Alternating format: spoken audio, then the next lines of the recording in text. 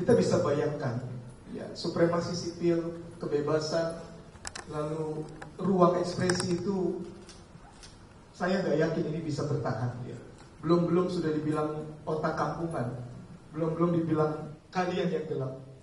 Menurut saya ini mengingkari watak demokrasi yang memberi ruang pada kedaulatan rakyat. Jadi dengan dua pertimbangan ini kami mewakili masyarakat yang berharap nurani itu dikedepankan, bukan sekedar ambisi atau kepentingan politik diutamakan, berharap betul para wakil rakyat mewakili aspirasi atau nurani dan nalar publik. Terima kasih. Terima kasih Pendeta Darwin. Pendeta Darwin adalah sekretaris umum Persekutuan Gereja-Gereja Indonesia. Baru berapa bulan begitu ya? Jadi ini pejabat baru. Berikutnya saya akan memberi kesempatan ya Bu Karina terlebih dahulu, Bu. Nanti Pak Lukman ini. Bu Karina, Direktur Pasca Sarjana Sekolah Tinggi Filsafat Bayangkara. Silakan Bu Karina. Rupanya ada kekuasaan yang tidak ya. bisa disangka. Saya agak otoriter kayaknya sore ini. Bukan atas demokrasi. Terima kasih teman-teman wartawan, masyarakat sipil, rekan-rekan SF Bayangkara untuk kehadirannya. Dengan keprihatinan yang kita rasakan bersama ya, dan sudah cukup disampaikan juga sebelumnya oleh rekan-rekan masyarakat sipil di luar SF Bayangkara. Kemarin bersama GLBHI dan lain-lain, dan pagi tadi itu di UGM juga ada pernyataan keprihatinan dan penolakan terhadap revisi RUU TNI. Tentu saja revisi undang-undang itu selalu bisa dilakukan kalau memang dibutuhkan. Tapi pertanyaannya kan apa urgensinya? Seberapa itu dibutuhkan? Nah, biasanya selalu itu didahului dengan sebuah naskah akademik, suatu kajian.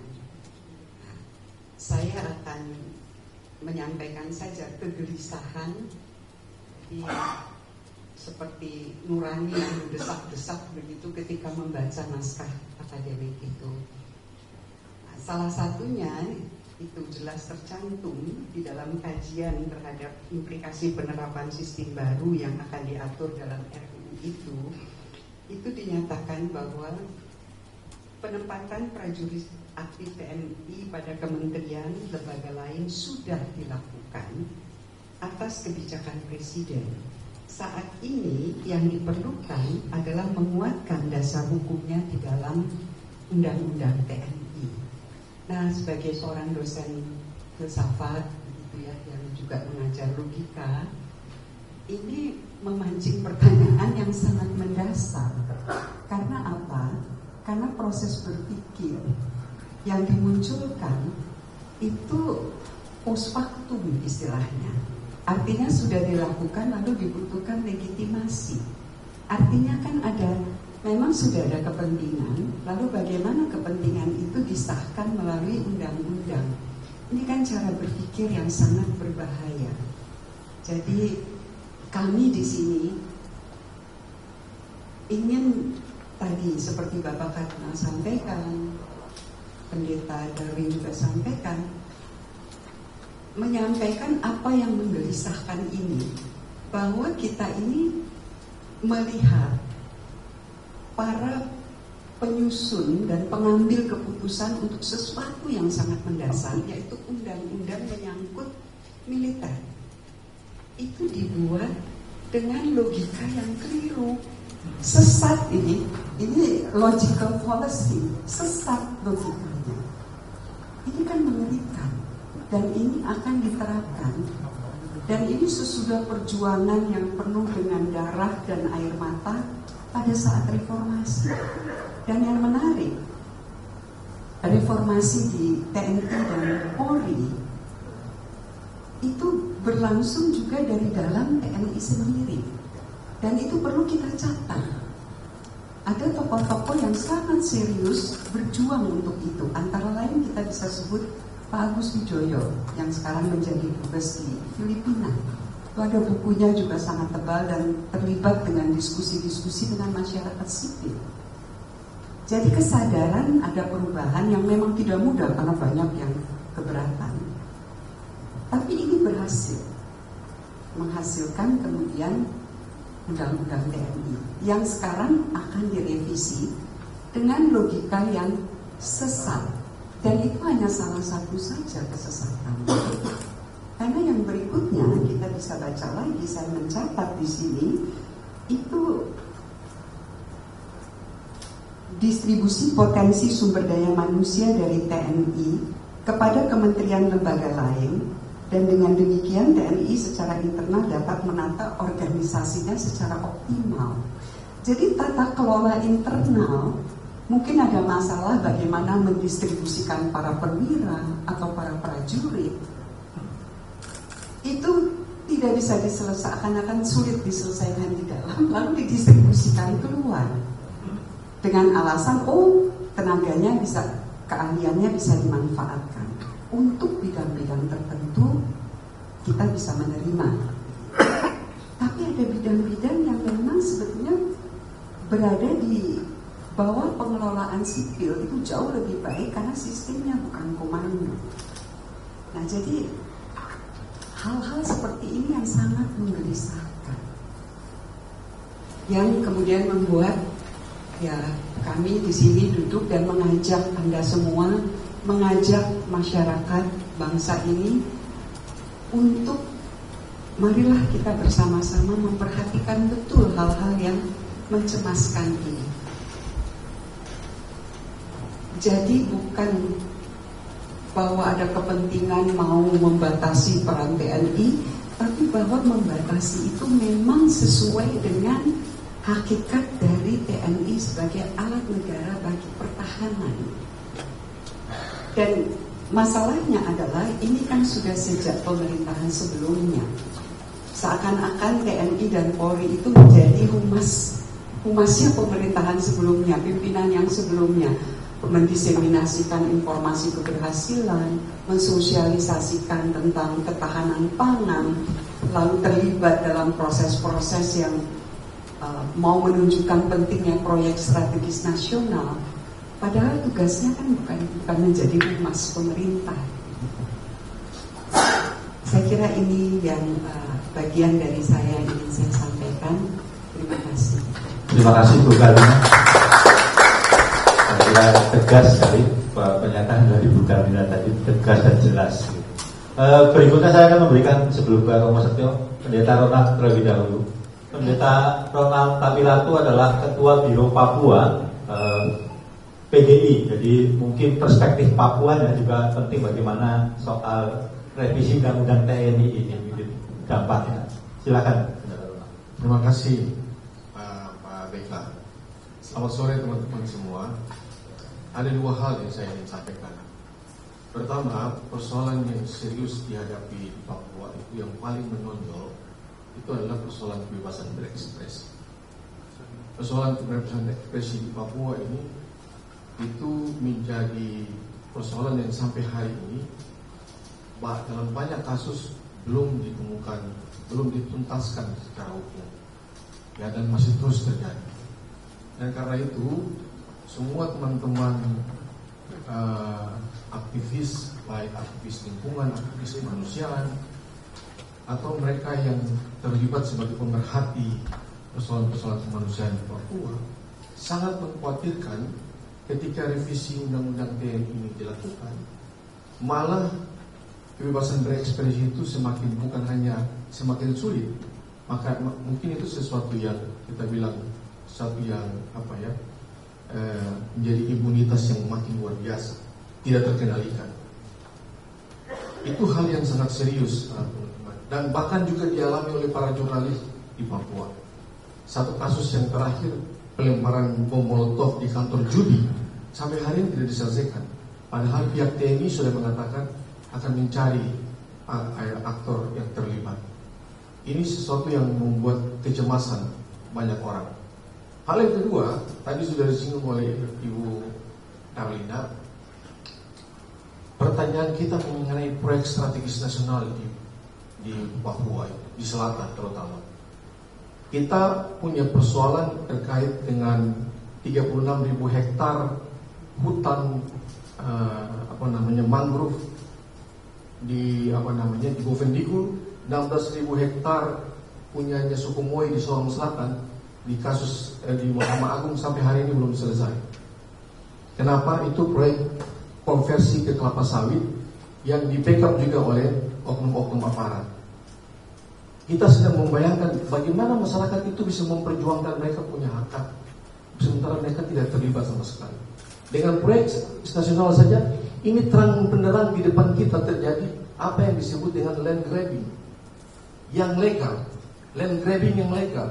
Karena tidak ada percakapan sedikit pun dengan masyarakat pemilik hak wilayah. Ya. Dan yang menjadi pertanyaan kita, salah satu leading sektor untuk proyek strategis Merauke Food Estate itu adalah Kementerian Pertahanan. Masuk logika di mana urusan pertanian ini menjadi salah satu pemegang kendali adalah Kementerian Pertahanan. Itu menjadi pertanyaan kita. Apakah ini memang ada rencana ke depan untuk nanti dikonversi bukan menjadi lahan pertanian apapun yang sekarang sedang dikerjakan, tapi dikonversi menjadi salah satu basis pertahanan keamanan di timur di selatan, kita tidak tahu. Tapi itu menjadi pertanyaan kita. Ya, jadi dan itu proyek strategis nasional itu kemudian di backup dengan dibangunnya 5 titik. Ya. 5 titik basis militer yang dibangun di Papua, yang itu disahkan oleh Panglima TNI, ya.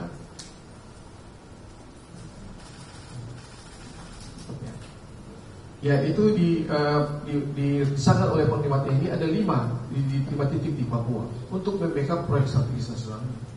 Jadi kami makin mengkhawatirkan revisi undang-undang TNI ini justru akan merusak semua hal yang sementara sudah dibangun dengan baik, semua yang sedang diperjuangkan dengan baik.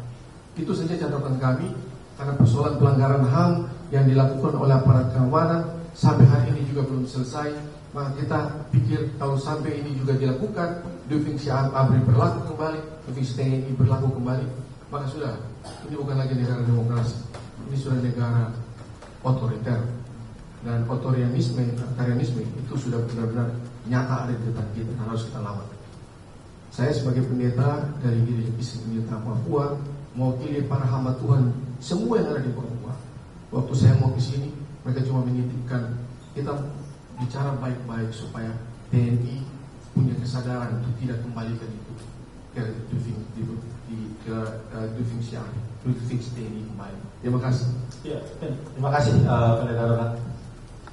Berikutnya Romo Setio, silakan. Siap, Pak. Tadi sudah dikatakan Romo Simon, saya satu generasi dengan Romo Simon ini. Déjà vu, jadi suasananya seperti kita sudah melihat begitu. KKN ya, korupsi, kolusi, nepotisme sudah sedemikian telanjang, dan lalu sekarang ditambah dengan kemungkinannya kembalinya militer ke ranah sipil ya, yang juga menjadi masalah tahun 98 dulu, yang sudah diperjuangkan dari dikatakan Bu Carlina dengan berdarah-darah oleh ayahanda dari Mbak Alisa ya, Gus Dur ya. Saya selalu ingat tuh momen Gus Dur melakukan pemisahan ya, TNI polisi ya, yang dia bayar mahal ya dengan jabatannya ya. Saya kira kita tidak boleh lupa itu. Jadi déjà vu, kelihatan kembali bahwa suasana itu ya, KKN dan militerisme itu akan kembali lagi ya. Dan ini sayangnya di-endorse oleh parpol yang ada di Komisi 1 Pertahanan, yang dengan mulusnya ya mengendorse, mengakomodasi agenda revisi Undang-Undang TNI. Jadi kita sebagai masyarakat sipil, kami berbicara dari segi hati ya. Ini gimana sih gitu ya? Kok justru parpol yang harusnya menjadi penjaga gawang demokrasi ya, ini malah menjadi endorser utama untuk kembalinya TNI aktif masuk dalam jabatan-jabatan sipil ya, yang bisa kemana-mana ya. Tentu ini mengkhawatirkan dan tidak baik bagi reformasi yang kita cintai ini. Dan kedua, tadi mengikuti apa yang sudah dicermati oleh Ibu Karlina, fenomena sekarang ini hanya meneguhkan apa yang sudah dikatakan para ahli sejak 16 September 2023 keputusan MK itu ya, ketika hukum itu ditekuk-tekuk ya untuk mengikuti kepentingan seseorang atau sekelompok yang sering dikatakan para ahli dalam istilah otoritarianisme legal. Jadi praktek-praktek otoriter tapi tampaknya legal. Jadi ketika hukum ditekuk-tekuk, kalau untuk teman sendiri hukum di fleksibel-fleksibelkan begitulah supaya semuanya oke. Tapi kalau untuk musuh ditegakkan gitu. Jadi hukum itu menjadi untuk teman sendiri sama untuk lawan berbeda gitu perlakuannya. Dan ini tentu mengancam prinsip dasar dari demokrasi yang adalah penegakan hukum. Jadi saya kira kami di sini hadir untuk menyuarakan, mari kita kembali ke demokrasi, menjaga spirit reformasi, dan tentu kita semua mencintai TNI ya. Maka di GNP ini kami juga menekankan perlunya TNI itu menjaga profesionalitas ya. Apalagi di era perang asimetris yang sangat rumit ya, yang sangat membutuhkan kemampuan tinggi ini, kita tentu membutuhkan TNI yang memang capable ya, menjalankan fungsinya dalam pertahanan negara. Bukan kalau TNI yang kemudian mengurusi di Papua food estate ya, atau nanti mengurusi makan bergizi ya, atau mengurusi hal-hal yang sebetulnya bisa dijalankan oleh masyarakat sipil dengan baik ya. Itu saja dari saya, terima kasih. Ya, terima kasih Romo Setio. Romo Setio adalah pengajar di Sekolah Tinggi Filsafat dan juga Perguruan Tinggi Ilmu Kepolisian. Jadi pengajar polisi. Karena tadi sudah menyebut Gus Dur, Romo Setio, saya memberi kesempatan lagi pada Mbak Alisa. Mbak Alisa adalah anaknya Gus Dur. Karena sudah disebut jadi. Dan anaknya Ibu Sinta. Dan anaknya Ibu Sinta. Jangan lupa. Ya, teman-teman sekalian, terima kasih Romo Setio tadi sudah menyebutkan sejarah perjalanan sejarah kita sehingga akhirnya dua fungsi ABRI itu kita tinggalkan. Kalau secara bercanda dulu saya pernah bertanya kepada Gus Dur, kenapa kok TNI dipisahkan dengan polisi gitu. Bercandanya beliau menjawabnya begini, karena ada mabuk darat, laut dan udara tapi nggak ada mabuk polisi. Itu jawaban bercandanya gitu ya. Jadi kayak iklan antimo zaman dulu kan soalnya gitu. Tetapi mengapa bagi Gus Dur waktu itu yang tadi dibayar dengan kemudian moncong panser menghadap istana pada masa itu adalah karena Gus Dur meyakini betul demokrasi itu mensyaratkan supremasi hukum dan supremasi sipil. Dan ketika supremasi sipil ini tidak terjadi, maka demokrasi tidak akan bisa berjalan. Itu yang utama tentu saja. Bagaimanapun ketika ini saya sambil membuka catatan, membuka artikel-artikel yang ditulis oleh Gus Dur tentang difungsi ABRI. Salah satu yang disebutkan, yang sekarang juga sering disampaikan di ruang-ruang publik tentang tata kelola pemerintahan yang kurang kurang cekatan, kurang decisif begitu, yang dianggap kemudian memerlukan ekspertis dari militer. Itu menurut Gus Dur itu adalah salah kaprah pandangan tentang difungsi pada masa lalu gitu. Pandangan bahwa tanpa militer persoalan tidak bisa diselesaikan atau tata kelola pemerintahan tidak akan berjalan dengan baik. Itu adalah kesalahan pandangan yang fatal, yang fundamental begitu. Dan dampaknya kita tahu bahwa Angkatan Bersenjata Republik Indonesia tidak digunakan untuk mempertahankan negara, tetapi untuk menghadapi rakyat. Itu yang terjadi. Nah, alasan kedua Gus Dur waktu itu adalah tentu pengalaman pribadinya yang sedemikian mencekam selama masa duifungsi ABRI. Saya yakin kalau yang ada di sini, saya rasa mengalami masa-masa itu. Ketika demo harus berhadapan dengan moncong senjata, ketika ada tim mawar, ketika ada tragedi Santa Cruz, ketika ada kejadian demi kejadian di Irian Jaya ya dulu, namanya masih Irian Jaya, dan juga kejadian ya Talang Sari dan lain-lain lah, masih banyak sekali. Atau yang paling nyata dari kiprah para pemuka agama itu adalah kejadian Kedung Ombo, di mana warga masyarakat di Kedung Ombo yang menolak ditransmigrasikan oleh pemerintah Orde Baru karena wilayahnya akan dijadikan waduk, itu mereka kemudian mengalami intimidasi oleh aparat militer karena mereka bersenjata. Nah, hal-hal ini yang membuat kemudian kita menyadari betul bahwa duifungsi itu, angkatan bersenjata itu tidak boleh masuk ke ruang sipil karena bersenjatanya itu. Yang boleh memegang senjata tentu saja adalah hanya aparat penegak hukum. Kalau tentara aktif itu kemudian harus bertugas di lembaga-lembaga sipil, aktif berarti dia masih punya jalur kepada angkatan bersenjata ini, orang-orang yang memegang senjata ini. Masih ada jalur koordinasi, jalur komando, dan seterusnya.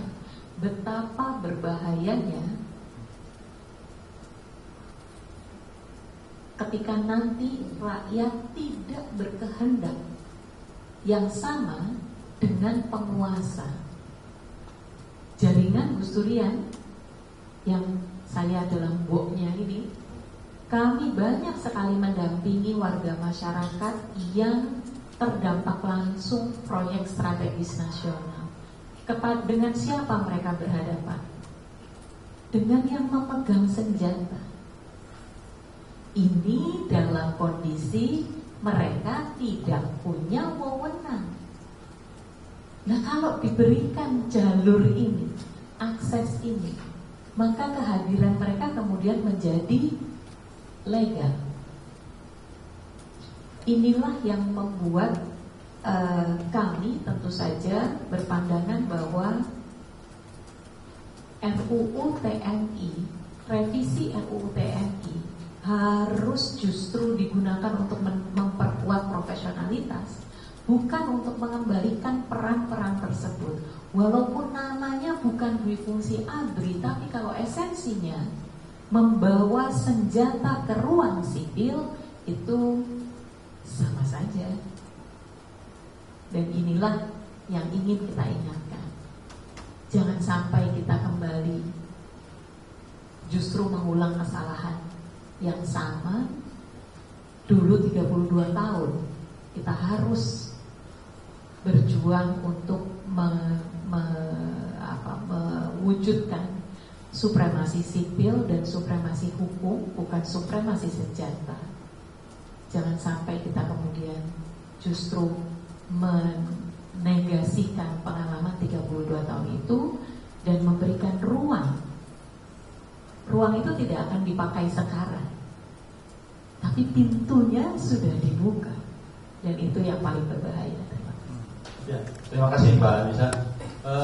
Terkait dengan jabatan sipil yang dipegang oleh militer, saya ingat artikel di Kompas gitu ya, awal Maret gitu, yang memang mencatat di tahun 2023 itu, artinya 2 tahun yang lalu, ada sekitar 2.500 perwira atau jabatan sipil yang dipegang militer, kira-kira begitu. Jadi ini kan saya kira ini baru 2023, belum menghitung lagi 2025, dan belum lagi nanti kalau ada revisi undang-undang TNI akan lebih banyak lagi saya kira jabatan-jabatan sipil yang dipegang oleh militer.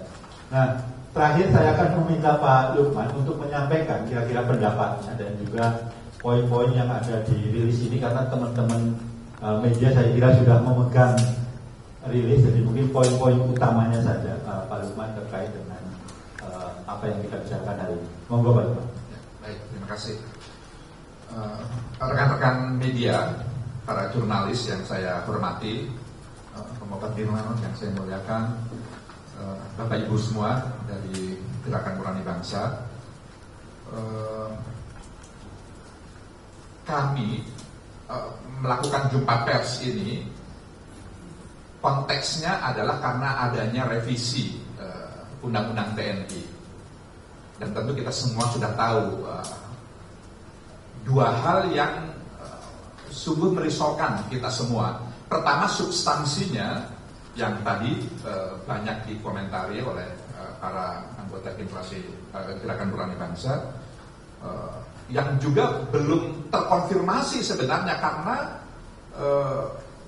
substansi itu menjadi semakin merisaukan karena persoalan yang kedua, yaitu proses pembahasan revisi undang-undang itu yang tidak transparan, yang prosesnya sedemikian rupa tidak melibatkan partisipasi publik, bahkan terkesan sembunyi-sembunyi, yang itu juga semakin meningkatkan kegelisahan kita semua. Jadi oleh karenanya sore hari ini kami merasa perlu menyampaikan seruan yang khusus ditujukan kepada para tinggi TNI kita dan para anggota Dewan, para anggota DPR RI yang merupakan wakil rakyat kita. Jadi karena ini semuanya sudah memegang isi rilis ini ya, ada 3 poin. Tapi ada satu hal yang mungkin perlu melandasi atau menjadi dasar pijak yang menurut hemat saya tidak kalah penting. Kenapa supremasi sipil itu perlu dikedepankan dalam konteks Indonesia? Menurut saya ini penting. Kenapa kita tidak menganut junta militer misalnya, seperti beberapa negara yang lain juga menerapkan hal itu. Tapi kenapa yang kita pilih demokrasi? Sekedar mengingatkan kita bersama bahwa realitas kita sebagai bangsa itu heterogen, majemuk, beragam. Maka tidak ada cara yang lebih baik selain demokrasi dalam menata kehidupan kita bersama, dalam membangunkan konsensus, dalam membangun kesepakatan di tengah-tengah keragaman cara pandang kita, kebiasaan-kebiasaan kita, tradisi kita, budaya kita, dan seterusnya dan seterusnya. Tentu demokrasi bukanlah sesuatu yang sempurna, tapi tidak ada cara yang lebih baik yang bisa kita pilih dalam konteks kita yang majemuk, yang heterogen ini, dalam menata kehidupan bersama di tengah-tengah perubahan. Nah, kita tahu bukan berarti watak atau karakter TNI yang bertolak belakang dengan demokrasi itu tidak baik. Baik untuk konteksnya, sebagai tadi yang disampaikan, sebagai alat negara yang memang memiliki kewenangan untuk melakukan tindak kekerasan, bahkan dipersenjatai oleh negara. Ya, karena memang fungsinya oleh konstitusi sebagai alat negara yang bertugas mempertahankan, melindungi, dan memelihara kedaulatan dan keutuhan negara. Jadi kalaulah lalu kemudian kami ini bersuara, dan banyak kalangan yang lain, masyarakat sipil pada umumnya, juga rekan-rekan media, itu bersuara tentang hal ini, itu karena TNI tidak hanya milik para anggotanya saja. TNI bukan hanya milik para prajurit dan perwiranya saja, tapi juga milik kita semua. Gitu. Karena ini alat negara yang sangat penting, gitu. Yang memang harus garis komando, yang memang harus hierarkis, ketaatannya itu harus ketat secara hierarkis. karena mereka bersenjata. Bayangkan yang bersenjata itu harus musyawarah dulu, terus berbeda pandang, itu bisa malah tidak tepat. Jadi TNI dengan wataknya seperti itu memang harus seperti itu. Tapi ketika harus menduduki jabatan-jabatan sipil, maka lalu kemudian menjadi kontradiktif. Nah, oleh karenanya kerisauan kami ini juga mungkin tidak tertulis di rilis ini, tapi saya merasa ini perlu kita suarakan juga secara khusus kita tujukan kepada Pepabri sebenarnya. Mereka-mereka para purnawirawan atau warakawuri yang berhimpun dalam organisasi Persatuan Purnawirawan dan Warakawuri TNI Polri, yang harapan saya adalah karena ini para senior bisa menasehati para juniornya yang saat ini sedang menduduki jabatan-jabatan di TNI, baik di angkatan maupun di kesatuan masing-masing, untuk jangan mengulang kesalahan yang sudah pernah dikoreksi oleh sejarah. Jadi reformasi 98 itu sebenarnya telah mengoreksi puluhan tahun kesalahan kita dalam memposisikan TNI dalam konteks kehidupan kita berbangsa dan bernegara di Indonesia ini. Dan yang kedua, himbauan ini juga ditujukan kepada para ketua umum partai politik. Menurut saya, beliau-beliau dengan segala hormat kita semua, saya memohon agar bisa mengendalikan fraksinya masing-masing di DPR agar tetap dan terus mampu menjaga, memelihara, merawat kehidupan demokrasi kita. Karena hanya ini yang kita punya, demokrasi ini. Tanpa demokrasi, ya hukum rimba lagi yang akan berjalan seperti tadi yang disampaikan, apalagi di tangan mereka-mereka yang bersenjata. Jadi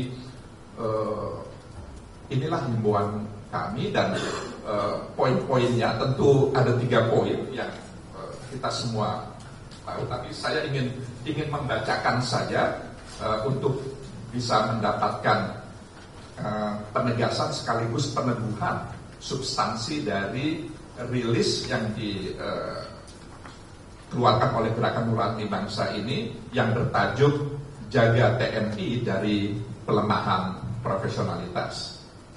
Pertama, seruan Gerakan Nurani Bangsa adalah bahwa penempatan anggota TNI aktif ke dalam institusi sipil justru akan melemahkan profesionalitas TNI. TNI menjadi tidak fokus dengan fungsi utama dan tugas pokoknya sebagai alat negara di bidang pertahanan sesuai amanat konstitusi.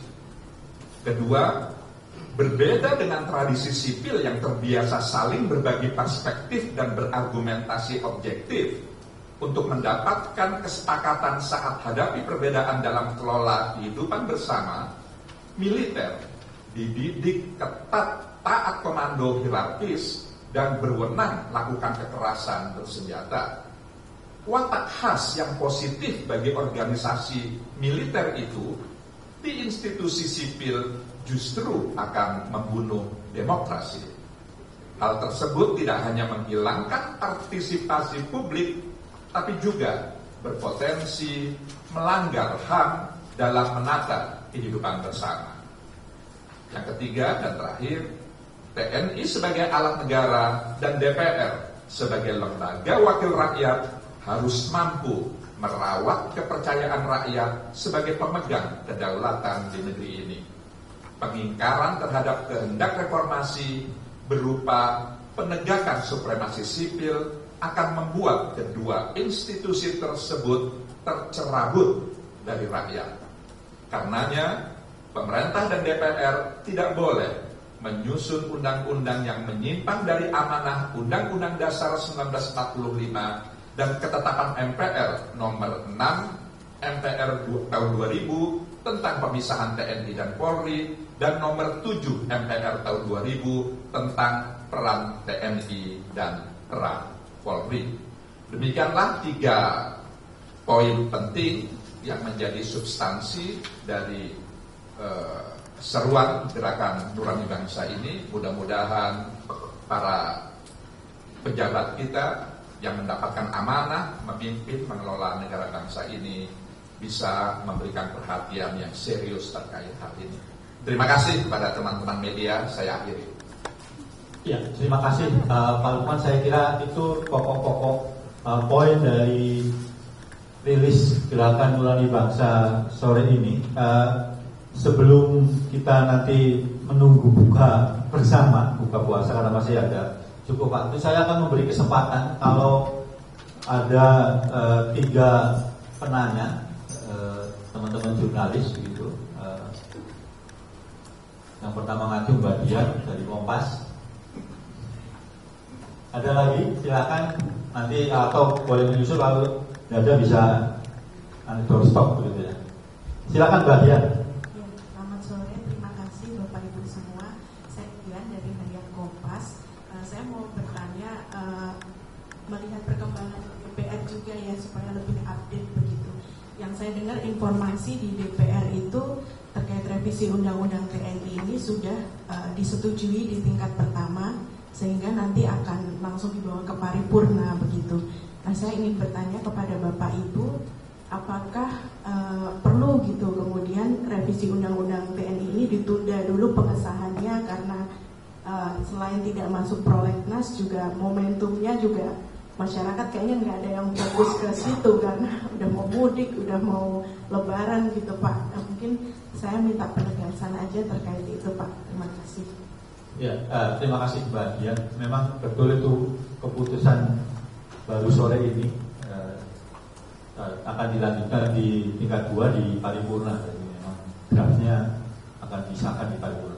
Silakan kalau langsung ada yang mau menanggapi pertanyaan Mbak Dian tadi, apakah ditunda atau tidak, Mbak Alisa?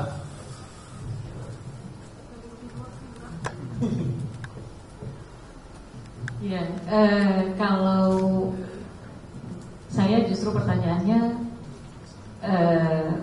ada apa di balik kebutuhan untuk cepat-cepat itu, gitu.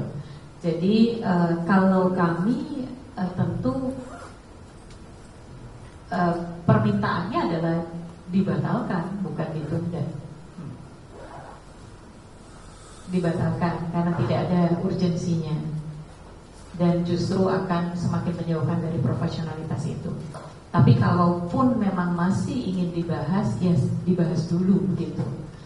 Kalau dipaksakan sekarang sebelum Idul Fitri, liburan Idul Fitri, pertanyaan saya sebetulnya adalah etika. Kepercayaan publik itu ditentukan dari beberapa hal. Yang pertama, integritas pembuatan kebijakannya. Yang kedua, itikat di baliknya. Lalu kita bicara soal kompetensi dan rekam jejak yang ada. Nah, kita tahu sebetulnya kita punya sejarah pembuatan kebijakan yang terburu-buru dan dilakukan tersembunyi dari masyarakat sipil, yaitu Undang-Undang Cipta Kerja. Dan kita tahu betapa messinya setelah itu, betapa amburadulnya setelah itu. Kita ingat ya waktu itu Cipta Kerja juga dilakukan dari hotel ke hotel, disembunyikan dari masyarakat. Hasilnya kemudian sampai sekarang menciptakan banyak sekali persoalan dan yang dulu kita perkirakan akan menjadi dampak sekarang terjadi PHK dan lain-lain itu begitu. Nah sekarang kalau dilakukan lagi maka pertanyaannya itikatnya apa?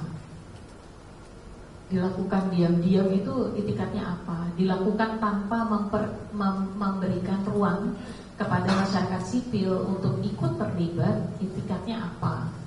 Yang terakhir ya, terburu-buru ini, atau jangan-jangan itikatnya memang supaya mood masyarakat sedang mood liburan, gitu, sehingga tidak akan ada respons yang cukup. Tapi kita juga melihat dengan kondisi demikian saja, respons masyarakat seperti ini. Jadi semoga respons kita semua ini bisa membuat para yang mulia wakil rakyat tadi ini untuk mendengarkan dan memperhatikan bahwa rakyat tidak berkehendak. Terima kasih Mbak Alisa. Ada yang mau menambahkan, Pak Lukman?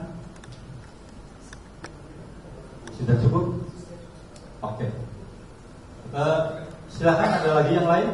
Ya silakan Mas. Nanti yang ini Mas Gondrong satu, terus yang di belakang satu. Silakan Mas. Yang nama dari mana ya? Bapak Ibu, saya Rian dari kompas.com. Kompas. Kompas. Ya, ini pertanyaan saya ini kemarin update juga dari Menko Polkam Budi Gunawan juga udah memastikan bahwa sebenarnya RUU TNI ini dia mengklaim bahwa tidak perlu khawatir gitu masyarakat terhadap RUU TNI ini karena tidak akan mengembalikan duit fungsi ABRI. Nah, dari pernyataan Menko Polkam itu apakah sudah memberikan jaminan gitu kepada masyarakat untuk tidak ada lagi duit fungsi ABRI dalam RUU TNI? Menurut Bapak Ibu seperti apa? Terima kasih, itu aja. Ya, terima kasih Mas Rian. Pendeta David mau? Ya. Iya. Ya, only time will tell.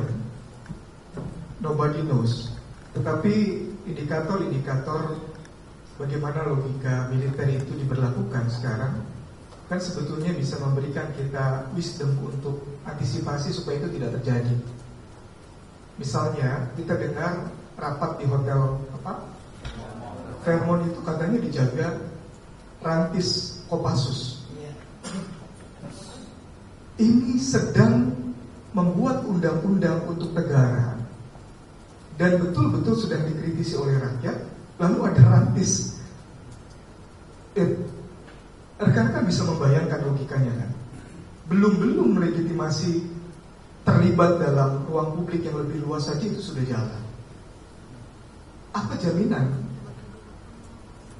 logika militer yang hierarkikal lalu anti dialog dan seterusnya tidak diberlakukan?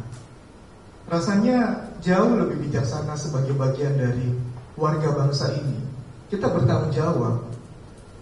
Lebih baik nggak perlu kalau memang nggak ada niat-niat tertentu. Apalagi kan sudah tahu indikator yang tadi Bu Karina bilang, rekan-rekan, bahwa ini dilakukan dalam rangka sebetulnya melegitimasi apa yang sudah terjadi dan itu melanggar amanat reformasi. Ya, misalnya saya juga mendengar bagaimana Pak Letkol Teddy, ya, ketika sekarang sudah menjabat itu dirubah dulu jadi di bawah militer gitu. Ya, nah saya nggak hafal peraturan, tapi kira-kira logikanya begitu. Ini kan yang tadi Romo katakan, supremasi hukum ditekuk-tekuk sedemikian rupa demi kepentingan kekuasaan yang sekarang berkuasa. Nah, kita sama sekali tidak negatif terhadap pemerintah dan pengelola negara yang sudah dipilih rakyat. Tetapi kita punya tanggung jawab untuk memastikan kita bagian dari pengelola negara yang ingin negara ini dikelola secara demokratis. Jadi rasa-rasanya kalau kami menyuarakan nurani ini dalam mimpi supaya Indonesia tidak setback dalam situasi yang tidak mungkin kita bisa seperti sekarang kalau kekuatan senjata itu diberi ruang legitimasi lewat undang-undang. Ya, terima kasih Pendeta David. Terakhir Mas, silakan Mas. Baik, nama saya Rehan dari Tempo. Ini ada yang mau saya tanyakan. Revisi undang-undang TNI ini kan sebetulnya kayak membuka aib TNI juga ya. Salah satunya kan aib soal pembelian celana dalam, yang masih menggunakan anggaran negara. Nah, kalau dari gerakan Nurani Bangsa menyikapi pembelian celana dalam ini pakai anggaran negara itu seperti apa? Terus yang kedua adalah Pak Dasko kemarin menyatakan bahwa kementerian atau lembaga sipil itu nanti kebanyakan akan diisi oleh para TNI aktif gitu. Sementara dalam beberapa salah satu pasal yang dibahas adalah perluasan kementerian atau lembaga yang saat ini katanya diusulkan oleh Syafri Samsudin itu menjadi 15. Nah, dari gerakan Nurani Bangsa menyikapi perluasan kementerian lembaga ini seperti apa? Mungkin itu saja. Terima kasih. Terima kasih. Ini penanyanya semua dari Blok Palmerah. Ya, terkait dengan celana dalam ini memang bukan ada kreativitas netizen yang kemudian mengulik begitu pembelian celana dalam itu ada dalam sistem resmi dari TNI begitulah, kira-kira begitu. Nah, nanti bisa dijelaskan Mas Prastowo sebenarnya. Karena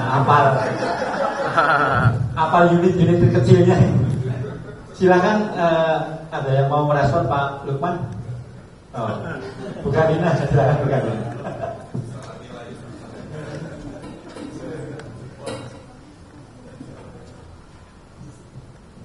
Sebetulnya yang disebut celana dalam begitu ya, itu kan maksudnya artinya perlengkapan personal pun begitu ya. Lalu diambil yang paling privat, yang paling personal, itu pun dibiayai oleh negara begitu.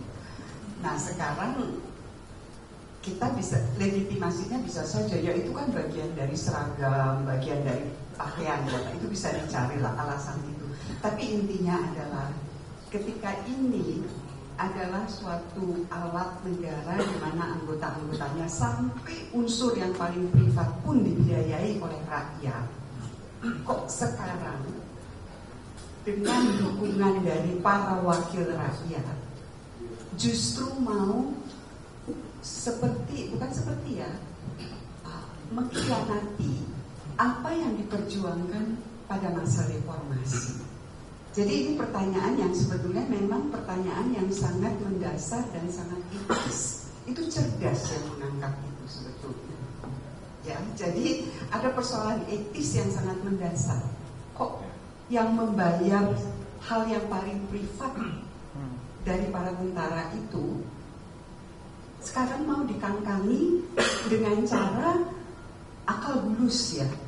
Maaf saya pakai kata-kata tadi sesat logika sekarang. Karena apa?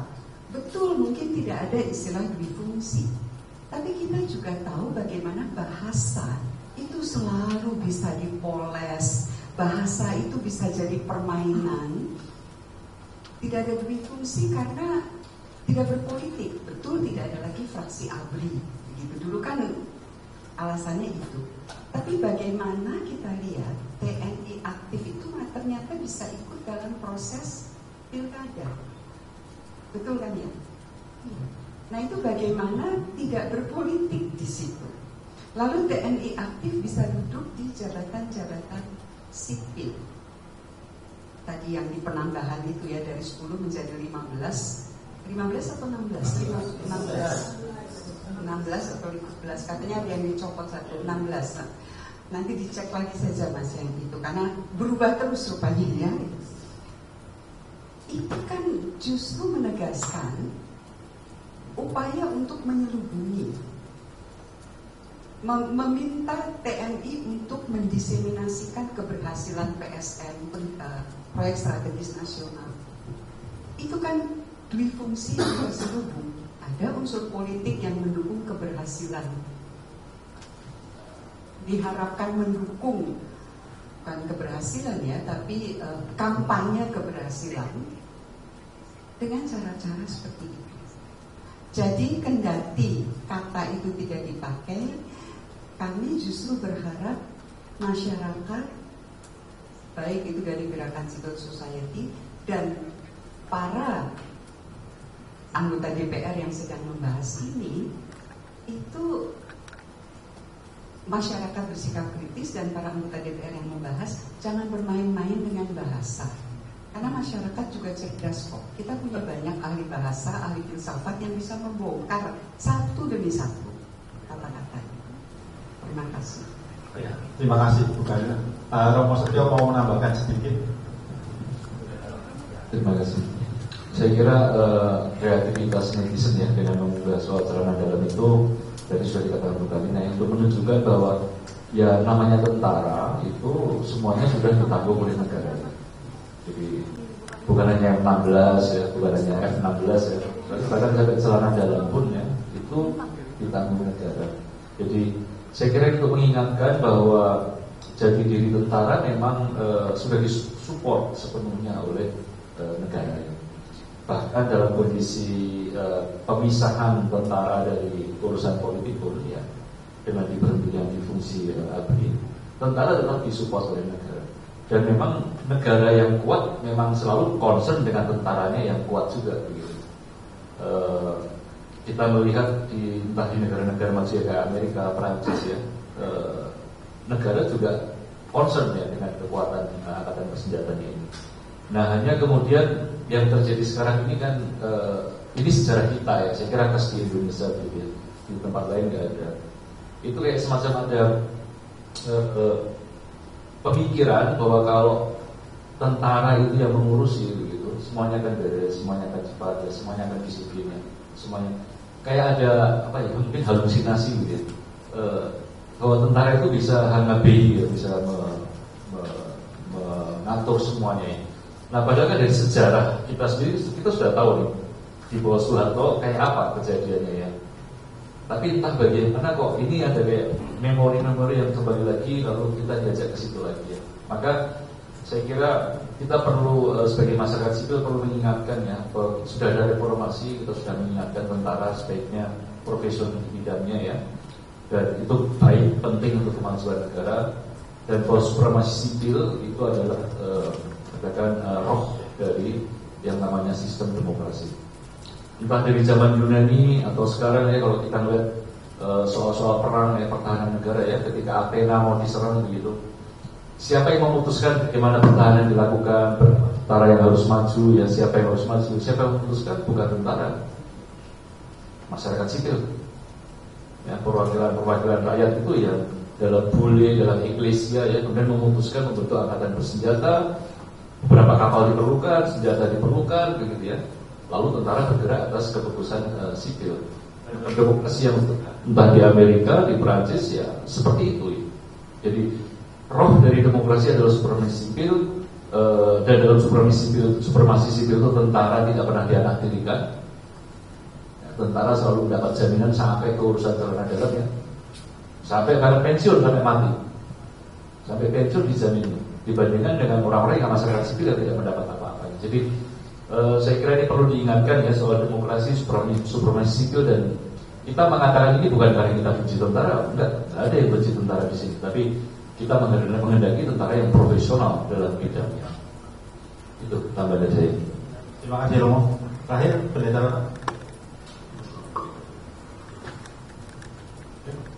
Oh ya.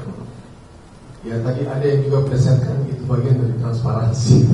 Tapi anyway, poin saya adalah seperti yang tadi sudah dijelaskan, yang menjadi kegalauan, kerisauan banyak orang saat ini adalah tidak ada transparansi.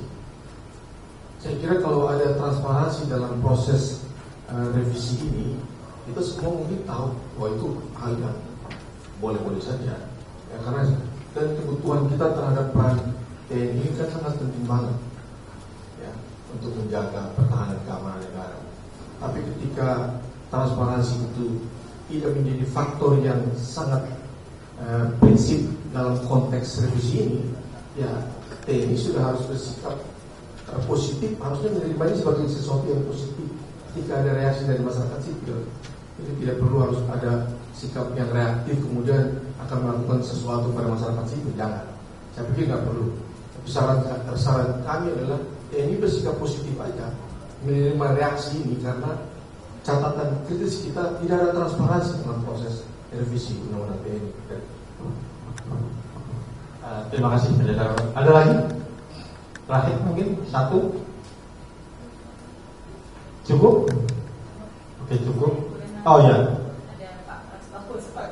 Mas Prastowo. Ada Mas Prastowo. Saya mau tanya apakah dropnya IHSG. Saya mumpung ada Pak Prastowo di sini. Apakah dropnya IHSG ini, jungkelnya tadi itu sampai suspend itu ada kaitannya juga tidak dengan meningkatnya distrust, ketidakpercayaan, meningkatnya ketidakpercayaan akibat yang ini pembahasan revisi undang-undang TNI.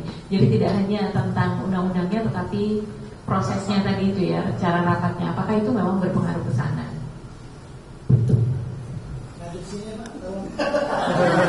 Mohon maaf. Izin Bapak, boleh. Ya apa Mas, sudah di amandemen boleh duduk di depan. Anak bangsa. Anak bangsa. Jadi terima kasih Mbak Alisa. Tapi sebelum jadi saya mau jaga jalan dalam tadi. Karena itu penting, Pak. Bisa bikin nggak tidur itu. Jadi pengadaan celana dalam itu serius ya. Bukan sekedar penjelasan yang tadi disampaikan, tapi kalau dilihat di LKPP detailnya itu merek yang ditulis di situ, merek yang ada sebut itu kan plafonnya pagunya itu 290-an kalau di situ ditulisnya 1000. Padahal kalau di marketplace itu 3 piece hanya 70-an ribu. Saya tidak mengatakan ini markup, tapi mungkin di situ sudah ada komponen untuk menangkal infiltrasi ideologi yang mungkin membahayakan.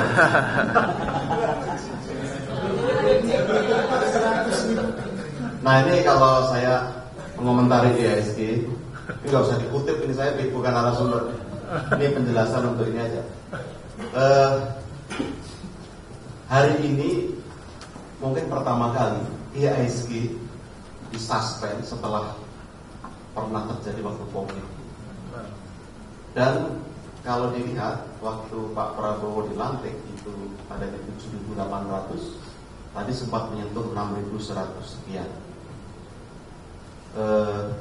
Dan hari ini untuk kali pertama tampaknya tidak terkait dengan fenomena di global, karena hampir semua bursa saham di luar itu hijau, di kita merah. Mungkin memang Indonesia ingin tampil beda. Yang lainnya hijau, kita merah, nasionalis. Penjelasannya saya rasa memang ini respon dari pasar terhadap dinamika hari-hari ini. Ini kait-mengkait karena ekonomi itu sangat terkait dengan kepastian hukum. Ekonomi sangat terkait dengan stabilitas politik. Market melakukan signaling. Kalau saya diberi sinyal ada ketidakpastian, ada risiko di masa mendatang, maka mereka meresponkan. Dalam bacaan sederhana saya, ini juga cara market untuk memberikan respon, atau mungkin bisa juga mendidik supaya siapapun yang ada dalam tanggung jawab kepublikan itu juga berhati-hati. Hari-hari hanya 2 kelompok yang rasanya belum bisa dikuasai, hanya netizen dan market. Jadi rasanya 2 itu yang paling menakutkan. Jadi kemarin netizen bergerak dengan berbagai tagar dan gerakan, hari ini market juga menunjukkan logikanya dan merespon apa yang ada. Dan bagus tadi ada pimpinan DPR yang datang ke bursa, meskipun setelah datang lebih turun. Itu mungkin karena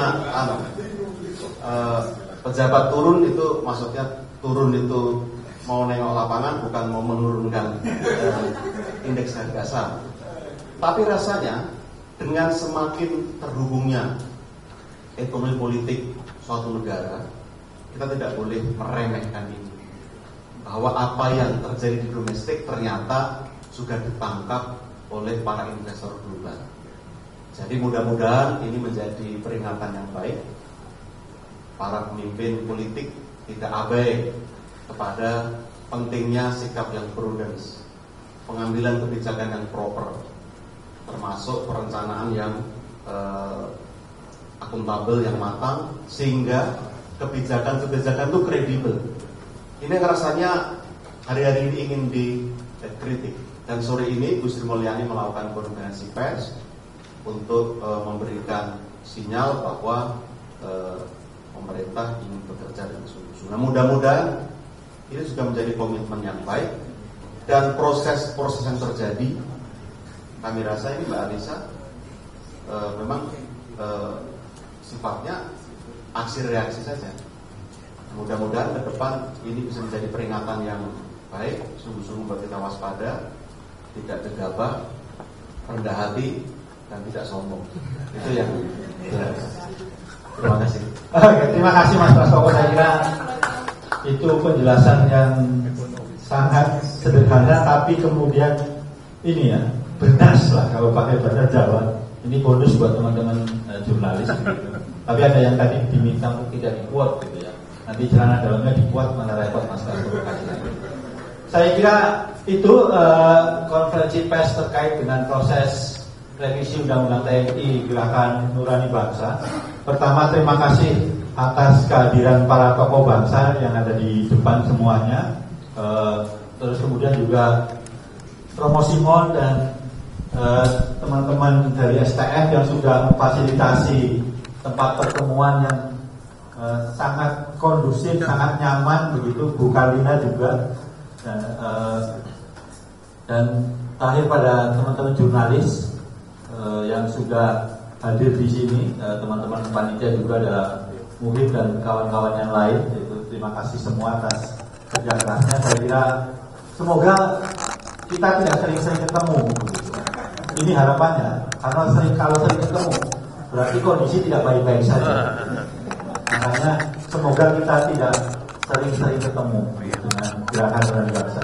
Ya, atau kalau ketemu bisa ngopi bareng atau apa begitu ya. Ya, sesuatu yang kira-kira menggembirakan. Sesuatu yang menggembirakan. Saya gembira.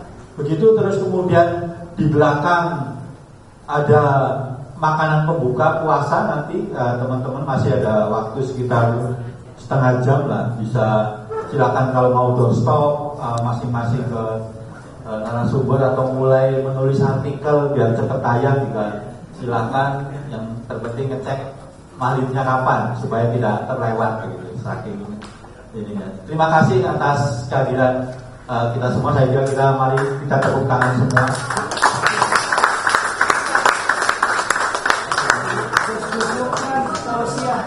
Oh ya, foto. Tausiah Ramadan.